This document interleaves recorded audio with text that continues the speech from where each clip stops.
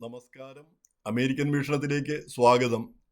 അർജുനന്റെ ഗാണ്ഡീവത്തെ പറ്റിയുള്ള കഥ പോലെയാണ് അമേരിക്കൻ മലയാളിയുടെ കാര്യവും. ഗാണ്ഡീവം ഉപയോഗിക്കാൻ പറ്റുന്നില്ല, ഇനി ഉപയോഗിക്കേണ്ടതുമില്ല. അങ്ങനെയുള്ള ഒരവസ്ഥ വന്നിട്ടും അർജുനന് അത് വിട്ടുകളയാൻ ഇഷ്ടമില്ല. അത് കയ്യിൽ നിന്ന് പോകുന്നത് ചിന്തിക്കാനേ പറ്റുന്നില്ല.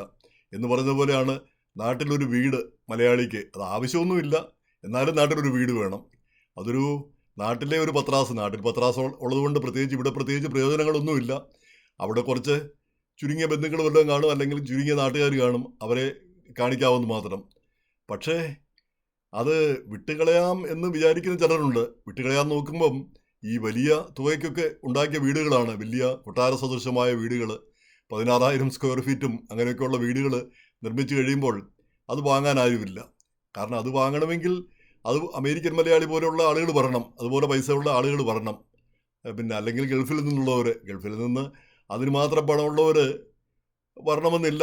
പിന്നെ ചുരുക്കം പേരായിരിക്കും വരുന്നത്. ഇനി അവർക്ക് അവിടെ ആ പ്രാദേശിക സ്ഥലങ്ങളിൽ, ആ ഗ്രാമത്തിൽ യാതൊരുവിധ ബന്ധങ്ങളും ഇല്ലായിരിക്കും. അപ്പോൾ പിന്നെ അങ്ങോട്ട് ആ ഗ്രാമത്തിലേക്ക് അവർക്ക് വരാൻ താല്പര്യം ഉണ്ടാവില്ല.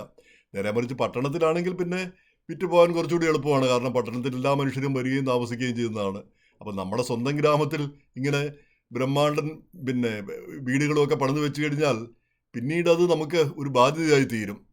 അപ്പോൾ ഇങ്ങനെ എന്നിട്ട് അടച്ചിട്ടിട്ട് ഇങ്ങോട്ട് പോരും. അടച്ചിട്ട് ആർക്കും വാടകയ്ക്ക് കൊടുക്കില്ല, ആരെയും അങ്ങോട്ട് അടുപ്പിക്കുകയുമില്ല. കാരണം വിശ്വസിച്ച് നമുക്ക് അടുപ്പിക്കാൻ പറ്റുകയില്ല. അടുപ്പിച്ച് കഴിഞ്ഞാൽ അത് പിന്നെ പാരയായി തീരും. നമ്മൾ ബന്ധുക്കളെ ഏൽപ്പിച്ചാൽ അത് ഡബിൾ പാരയായി തീരും എന്നാണ് ആ ആളുകൾ പറയുന്നത്.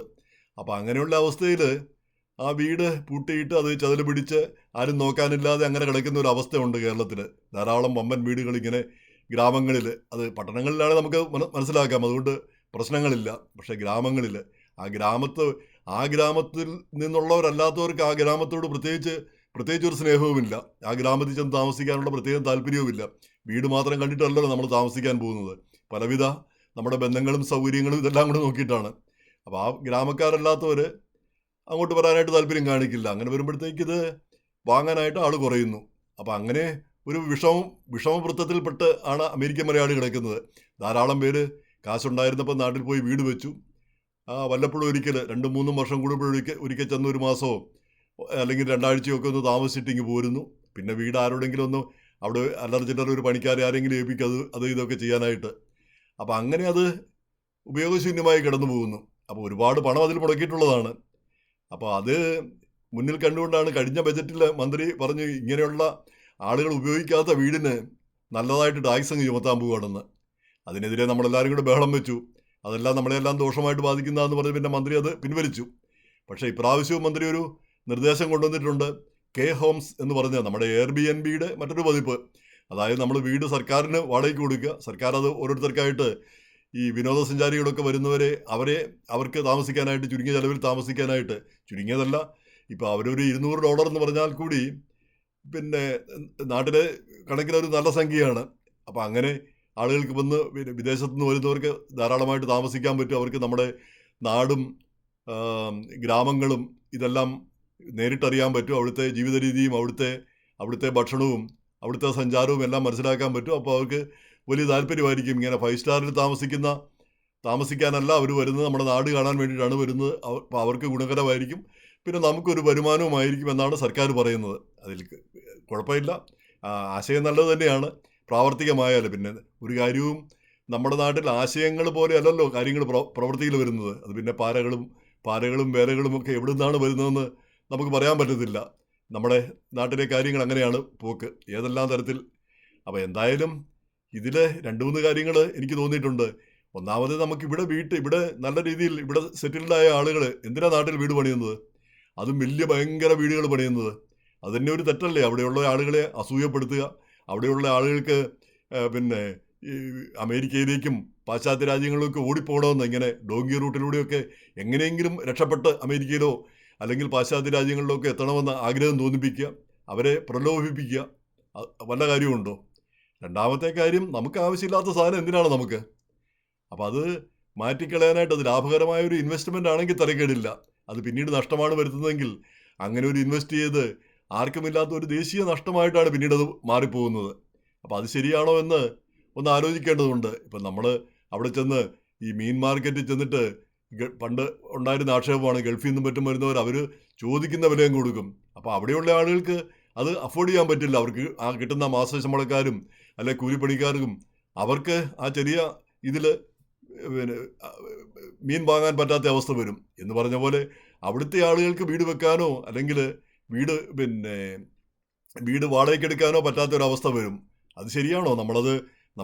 നമുക്ക് കാശുണ്ട് എന്നത് കൊണ്ട് അത് അവിടെ കൊണ്ട് ഇട്ടിട്ട് ഇങ്ങനെ ആളുകൾക്ക് ഒരു ദോഷമായി തീരുന്നത് ശരിയാണോ?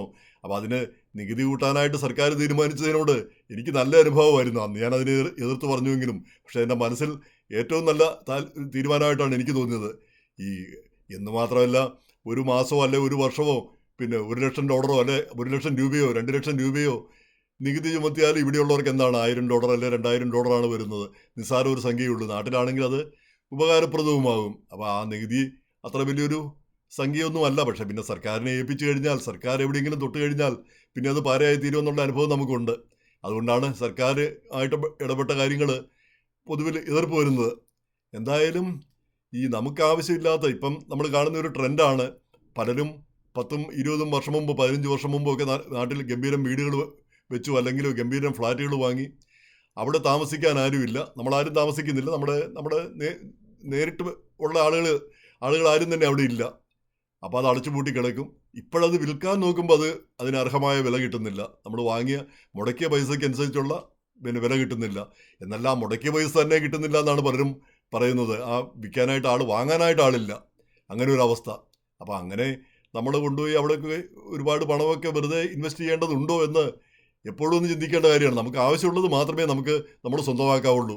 ആവശ്യമില്ലെങ്കിൽ നമ്മളത് സ്വന്തമാക്കാനേ പോകരുത്.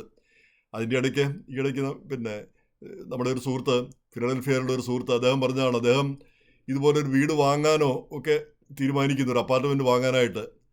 അപ്പോൾ അവിടെയുള്ള ഒരു അപ്പാർട്ട്മെൻറ്റ് കോംപ്ലക്സിൻ്റെ ജോലിക്കാരൻ പറഞ്ഞതാണ്, 30 ലക്ഷം രൂപ അവിടെ ബാങ്കിലിടുക, മാസം അതിൻ്റെ റെൻറ്റ്, അതിൻ്റെ പലിശ കിട്ടും.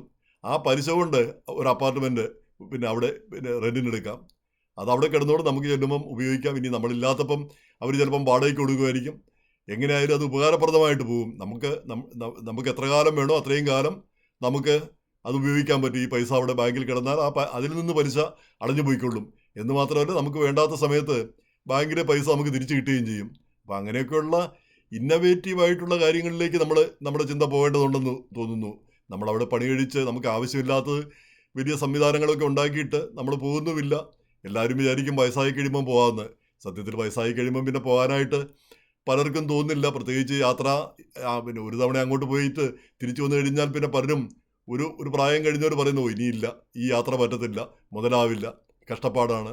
അപ്പം അങ്ങനെയുള്ള അവസ്ഥകൾ വരും. അപ്പം അതൊന്ന് ചിന്തിക്കേണ്ട ഒരു കാര്യമാണ്. കെയർ ഹോംസ് പദ്ധതി തരക്കേടില്ല, സർക്കാരാണ് ചെയ്യുന്നത് എന്നുള്ളതിൻ്റെ ഒരൊറ്റ കുഴപ്പം മാത്രമേ ഉള്ളൂ. അതിന് നമ്മൾ കൊടുത്തു കഴിഞ്ഞാൽ പിന്നെ തിരിച്ചു കിട്ടുമോ, ഏതവസ്ഥയിലാണ് തിരിച്ചു കിട്ടുകയെന്ന് നമുക്ക് ഉറപ്പില്ല. എങ്ങനെയായാലും അത് ഉപകാരപ്രദമെങ്കിൽ, നാടിനെങ്കിലും ഉപകാരപ്രദമാകുന്നുവെങ്കിൽ അതിനെ നമ്മൾ നിരുത്സാഹപ്പെടുത്തേണ്ടതില്ല.